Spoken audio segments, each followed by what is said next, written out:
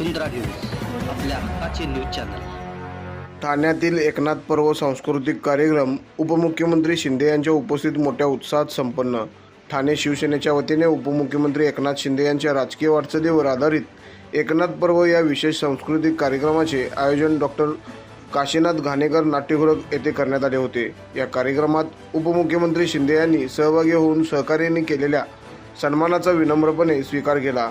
कार्यक्रमात बोलताना उपमुख्यमंत्री शिंदे म्हणाले, उपमुख्यमंत्री पदाच्या 2.5 वर्षाच्या कारकिर्दीत सर्वसामान्य माणसांच्या आयुष्यात आनंद आणि विकासाचे पर्व आणले।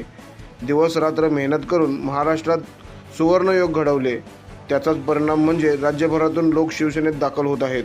आता कितीही संकटे आली तरी शिवसेनेला कोणीही रोखू शकत नाही। आपल्या राजकीय प्रवासात टीका करणाऱ्यांना उत्तर देताना शिंदे म्हणाले, मी एका सर्वसामान्य कार्यकर्त्यापासून या मोठ्या जबाबदारीपर्यंत पोहोचलो। मला सन्मान मिळाला, पण काही विघ्नसंतोषी लोकांना हे पचले नाही। ते माझ्यावर कितीही टीका करतील, पण मी जनतेच्या सेवेसाठी सदैव कार्यरत राहणार आहे। शिंदे यांनी ठाण्याच्या विकासासाठी केलेल्या पुढाकाराबद्दलही भरभरून सांगितले। ते म्हणाले, ठाणे बदलत आहे। अनेक महत्त्वाचे प्रकल्प ठाण्यात साकारले जात आहेत। वंदनीय हिंदू हृदय सम्राट बाळासाहेब ठाकरे आणि धर्मवीर आनंद दिघे यांच्या विचारांनी प्रेरित होऊन ठाणेकरांसाठी काम करत राहणार आहे। ठाणे आणि माझ्यातील नाते अटूट आहे।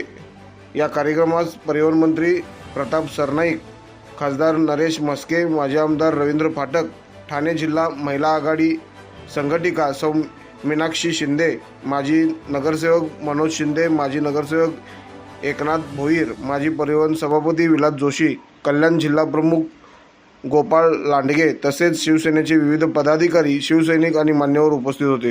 चॅनेलला सबस्क्राइब करा आणि परिसरातील ताज्या घडामोडी सर्वात आधी बघण्यासाठी बेल आयकॉनला